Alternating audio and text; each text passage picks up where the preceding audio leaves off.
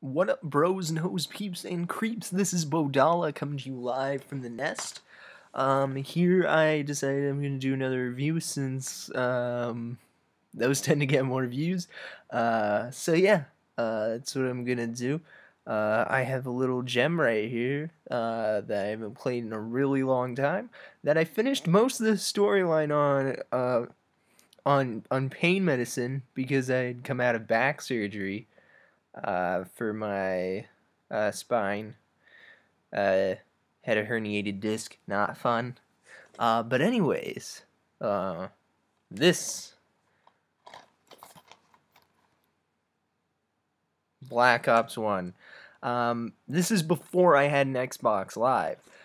So I could only play the story, which I heard was good. And quite honestly, I thought the storyline for MW2 was good.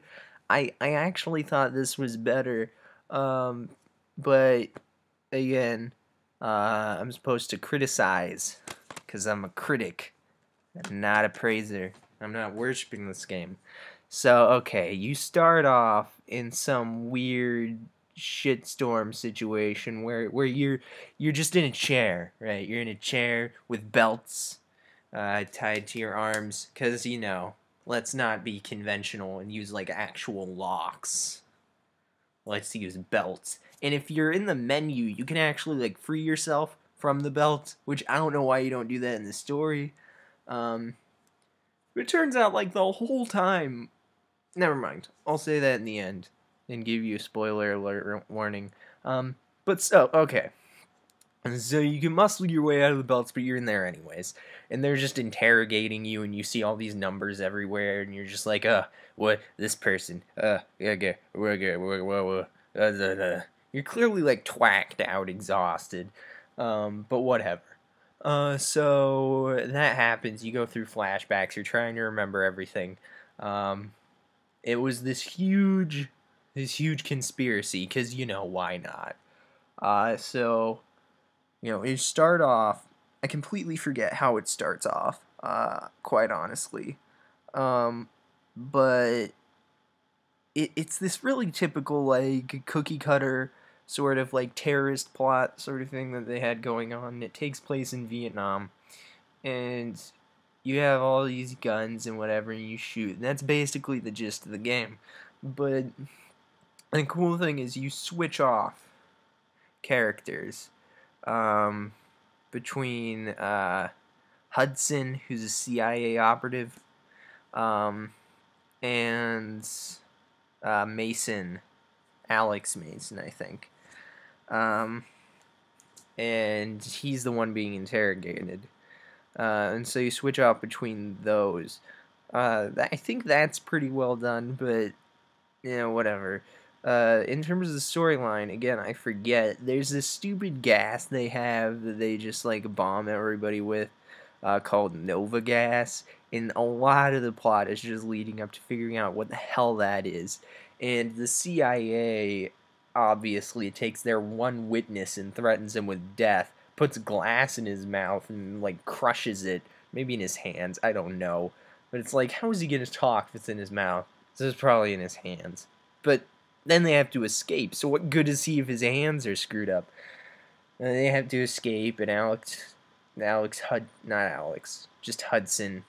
That's all I know. Hudson. He's just flying out there, dual wielding pistols, like he's fucking Yosemite Sam on crack. Just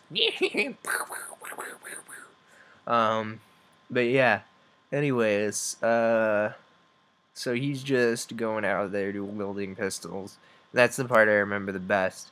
And you're on top of a roof and you can fall and all that jazz. In the end, it ends up that Hudson is actually the guy interrogating you. Ooh, shocker. Um, and yeah, you have to, like, once you try and figure out what the hell the numbers mean. Oh wait, no. Before that, there's this guy you keep seeing who's from the previous Treyarch game, World at War, Reznov, and he's your best friend. But he's appearing as like everybody, and then sometimes he just appears randomly out of nowhere and talks to you. So it's all about Reznov. because he's seeing Reznov everywhere, and he escaped prison with him, and Reznov apparently gave his life, whatever. I don't know, but yeah, that was interesting. The more interesting part was how they somehow knew when they were playing Russian roulette, when there was a bullet in there. Uh, they're like, "You go, Reznov. Oh no, you go. Yeah, you go." I think that was that one. I'm not sure. That might have been World at War actually. Um, anyways, I like how it was handled. It was handled a bit better than MW2. I heard the multiplayer uh, was definitely better than MW2. But that's that. I wouldn't recommend getting it now because it's kind of late. Really, the multiplayer is the best part of it. That's the only reason I kept playing it ever. I just figured it's been a long time and I should probably review this game at some point since I kind of remember it vaguely. Um, but yeah, as soon as you're done being interrogated, they're like, "Yeah, now go do shit for us." Like, really, really, no, I don't want to. You asshole! You could just asked me in the first place. Why'd you have to put me under a bright light where I can't see shit?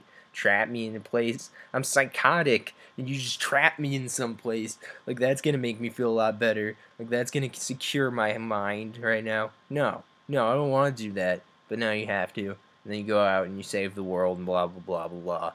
And it happens again later, like it always does. So yeah, that's Black Ops 1. Like and favorite if you enjoyed, subscribe, and I shall see you some other time. Bye.